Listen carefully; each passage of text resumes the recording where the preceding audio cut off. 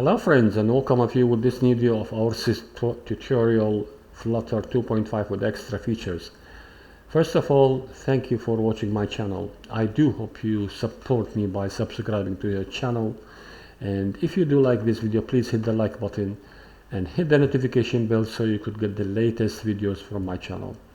Now in this video we'll carry on what we have started in the previous two videos, talking about the use of provider with Google Map and PostgreSql database.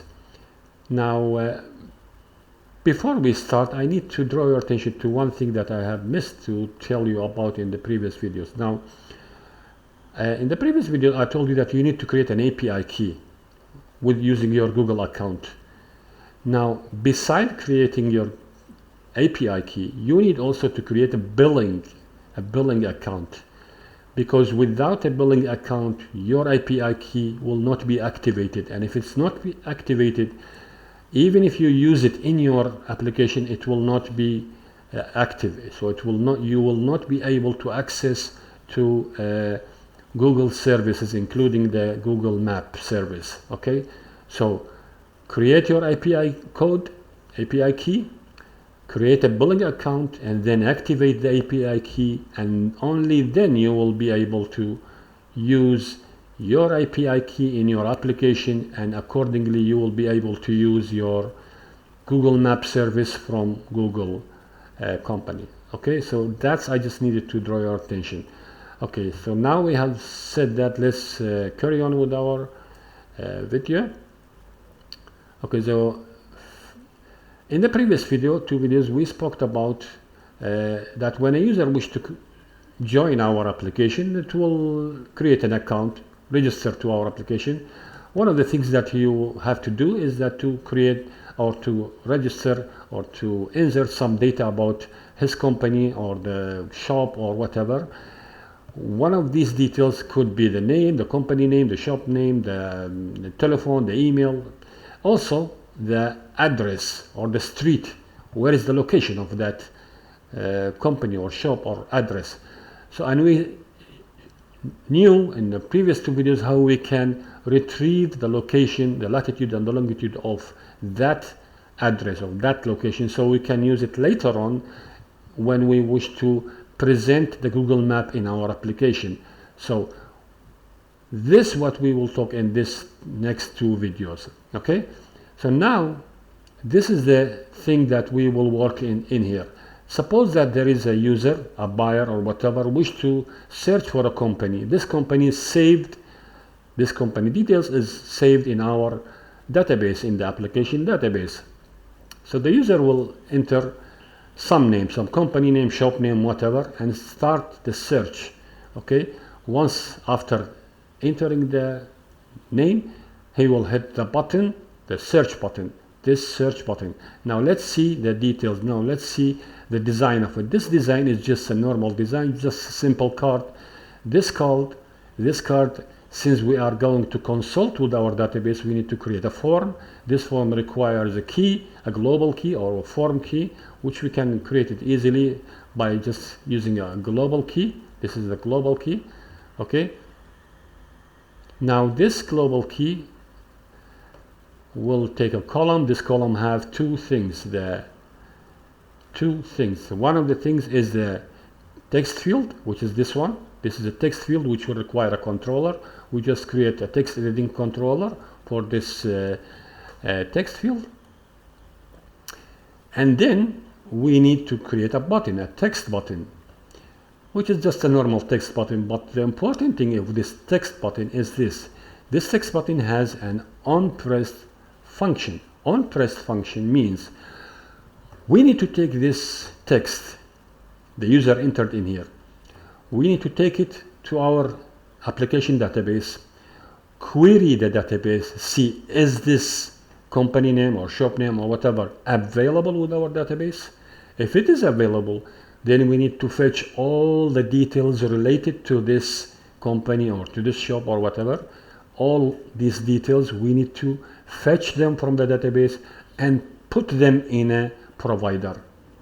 Then once the provider is filled with the data, our application widgets any widgets can access to that provider and take whatever information from that provider the widget needs. Okay, so this is the process that we will talk.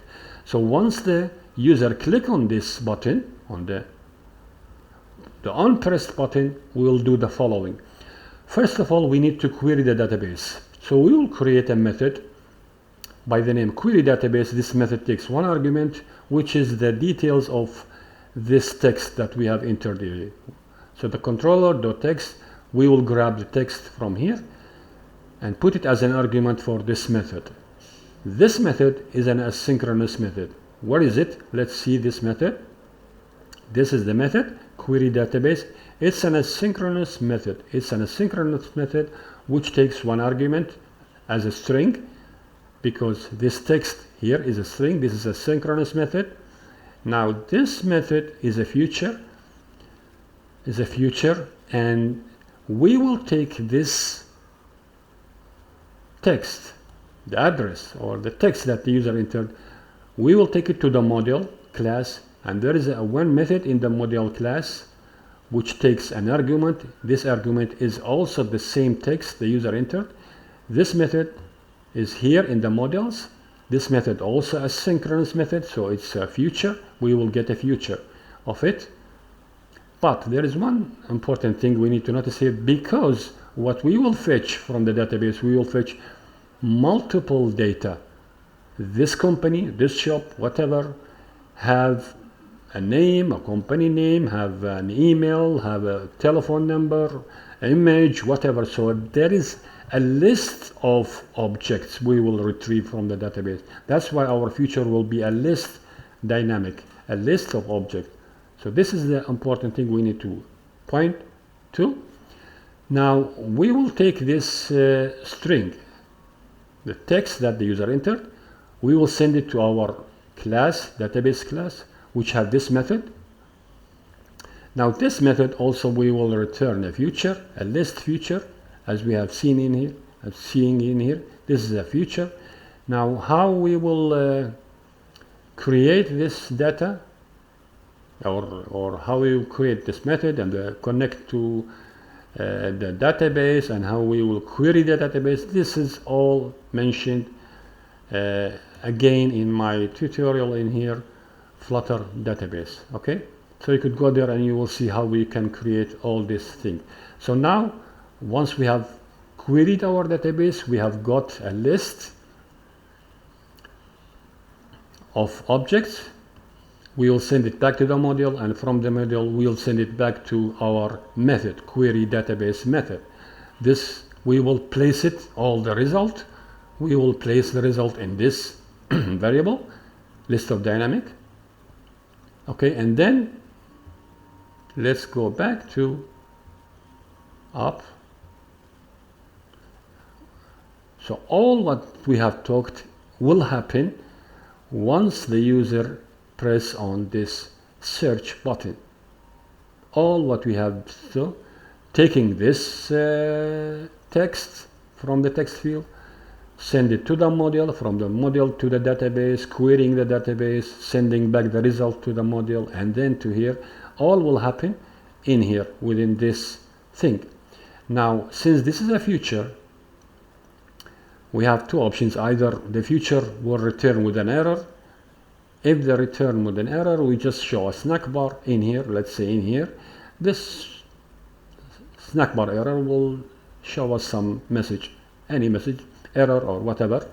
Or if their future return with data, in this case, and here is the most important thing, we will put this data, this one, the future, the returned data, we will place it in a provider instance,